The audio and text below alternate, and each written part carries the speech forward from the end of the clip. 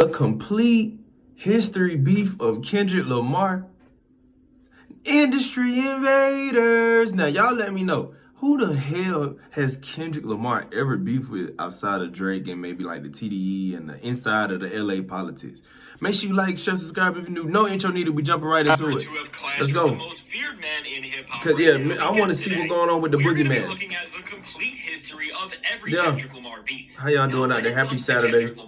It's been raining all weekend. Of all time to some of the most popular. Despite him being seen as one of the more unproblematic people in the rap world today, Kendrick has been in plenty of feuds. And I want to know, y'all let me know if y'all knew like these beefs were public. Y'all knew these beefs were like these politics and these beefs or issues were, you know, big. Because I ain't gonna lie, I don't know any of this. Like I didn't know he was having beef like that. Honestly, he's came at them in full force for doing so. Outside of Drake, the Drake shit don't count. To revive the competitive aspect of rap music that so many people say is missing nowadays, or he's defending his honor against his biggest rivals. Although Kendrick may keep such a low profile, when it comes to battling against his competition in the booth, Kendrick Lamar has never shied away from attacking his opponents lyrically. So if you're ready to see the rappers who have sworn against Let's do it. Let's get into it. Remove him from the high regard so much of the no intro needed. Make sure you like, share, subscribe. Shout out to Fantastic Hip Hop. Without further ado, let's get right into it. Now, before we can look at all the head-to-head feuds Kendrick has been in over the years,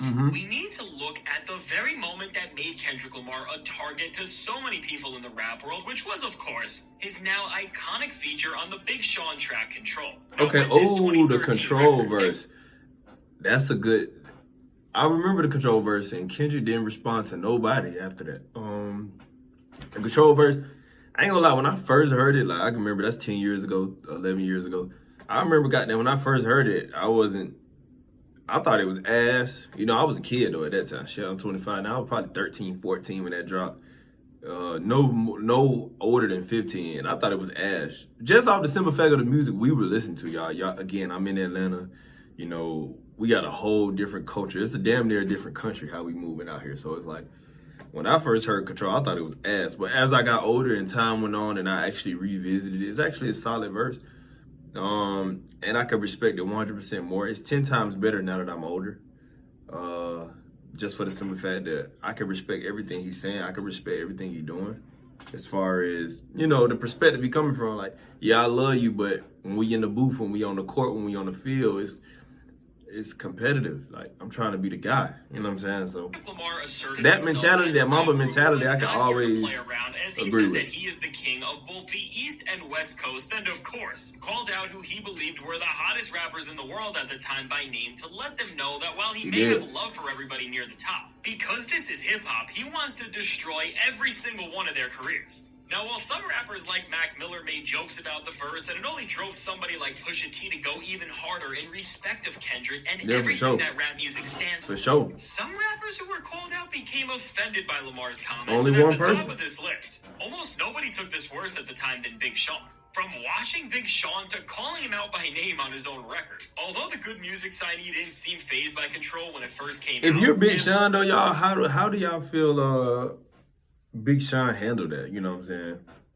Like, if you're Big Sean and a Kendrick or an artist, we ain't gonna say Kendrick, if an artist do that on your song, diss you as well as others on your song, how y'all feel about that? Would y'all delete the verse? Would y'all even put it out? How would y'all go about it though? Y'all let me know in the comments. After leaving it off his album Hall of Fame that dropped just 2 weeks after because of sample clearance issues, people began to speculate that maybe after all, Sean did feel a way about Kendrick. I'm sure he years did. Later in 2015. He would finally begin to reveal his true thoughts about the song, as he said that there is a lot of negativity on it, and this was why it didn't make his album Hall of Fame. And from here, things would only heat up as Sean dropped his Me, Myself, and I freestyle, where he threw some jabs Kendrick's way.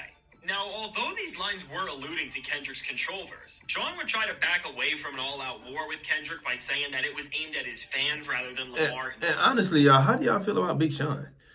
Big Sean was one of those guys. He was in the top 5, top 6 rappers, and then he fell in love and just fell off as far as stature and relevance.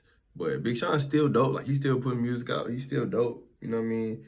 How y'all feel about him then and now, as far as just his career, the path he chose for a career? Like, Big Sean could have been one of those. Appeared on DJ Khaled's track Holy Key together in the summer of 2016.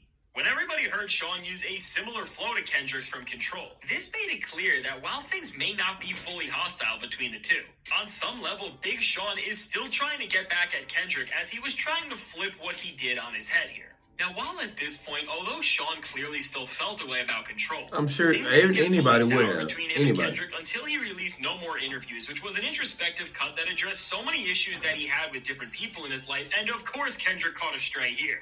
Now, with Sean's bars on this track, people looked at this as taking a full-on shot at Kendrick, as many around the time were deeming him the savior of hip-hop, and after continuing to talk about how Kendrick didn't watch him on Control again and again, Kendrick finally clapped back after years of subliminals on the song that served as the prelude to his fourth album, Damn, The Hard Part 4, as he told Sean to back off and that he's pretty much pathetic at this point for continuing to tell around his name. Did he own the Humble record?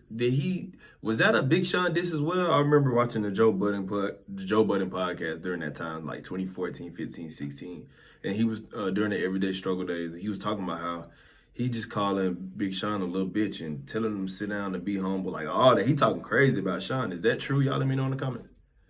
But that record is incredible. Track Element lead. If there was any doubt that these bars weren't about Big Sean, it confirms that they were, as here. He calls out Sean by name here, and while this bar would have been crazy if it had been released, when we look back at Damn 7 years after its release, having a diss that was so direct would have definitely dated the listening experience as a whole, so considering the fact that all Big Sean did was whine about Kendrick for years, and also nobody ever thought he was a serious threat to Lamar at any level, it makes sense that this never escalated further from here and today. Despite all the beef they had in the past, Kendrick and Sean are said to be on good terms, as on Big Sean's 2020 track Deep Reference. He said that after the passing of Nipsey Hussle, he reached out to Kendrick and they resolved any issues that they had. Now, I can respect one of the most renowned beefs of Kendrick Lamar's career following his Control verse. The ramifications Kendrick faced from this one feature didn't stop here, as beyond many of the rappers who were called out responding, a lot of rappers who were not mentioned by name took even more offense as they felt disrespected by Kendrick, and while rappers like B.O.B., Papoose, Joe Budden, and Joel Ortiz came at Kendrick with diss records of their own that he never acknowledged. The most prominent rapper, but see, that's what I ain't gonna lie. Before, that's what we thought he was going to do here with the Like That verse. We thought he was just gonna say what he said and just say fuck it. You know what I'm saying? Or not respond to nobody. We didn't know he was really fully loaded and he really had them clips ready for any and everybody. So shout out to K-Dot for that. K-Dot equal headshot. Lupe Fiasco, and after Lupe responded to Kendrick because shout out so Lupe. Many fans were pushing him to. Well, between the Chicago rapper's insane flow switches and him literally switching between languages while responding to Kendrick on this track definitely made it a great moment. Looking back on this cut, all it would do is spark a one-sided beef on Lupe's end where now for over 10 years, he has tried to discredit Kendrick's skills as a rapper all the way to the point where most recently, he said that Drake is a better MC than him. Now, while Lupe Fiasco is one of the most skilled lyricists in all of hip-hop history, by constantly trying to diminish Kendrick's success, it's clear that this animosity Lupe has for him is derived from jealousy, as when you look at Lupe and Kendrick in their entirety, they're such similar artists, and the only main difference between them is that one has been able to retain their mainstream success for over a decade, where the other has not. At this point in Lupe's career, everything he says about Kendrick just sounds so bitter and really feels like he's only saying it just to go against what everybody else thinks. And although this beef has been one-sided, with Kendrick Lamar showing recently that he is finally responding back in full force to many of the rappers who have attacked him subliminally over the years. Who knows, maybe after him and Drake's beef is done, we will finally see him settle the score with Lupe once and for all. Now, in a time where rappers are dissing their opponents... And I ain't saying rap battle, just squash it, man. Let's move on. This track about you is somebody saying that you smell awful, because as we have seen most recently with Kendrick Lamar, he can take any little flaw and turn it into a humiliating hit song, so to make sure Kendrick, or anybody for that matter, can't say that they hate the way you walk. It's crazy, right? How the tables turn. Did you hear what he just said?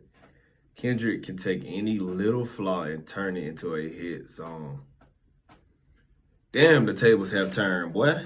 Let's get back to looking at Kendrick Lamar's biggest hater. All right, y'all, we back. So they know. Another highly skilled rapper who dissed Kendrick following Control and all the hype he was getting was Jay Electronica. Ooh, how y'all feel about Jay Electronica?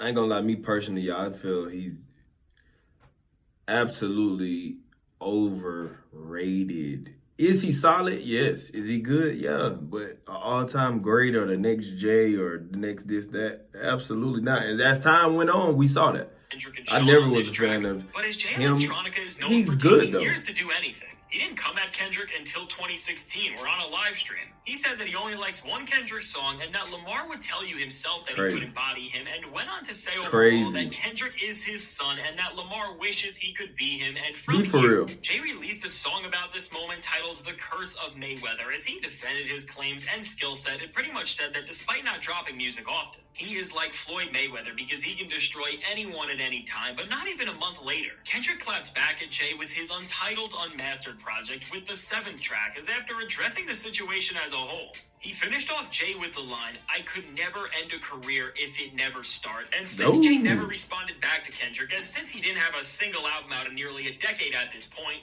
there was really nothing he could say to defend himself. It's safe to say that while Kendrick didn't destroy Jay by any means, he definitely got him to back off and never come at him like that again.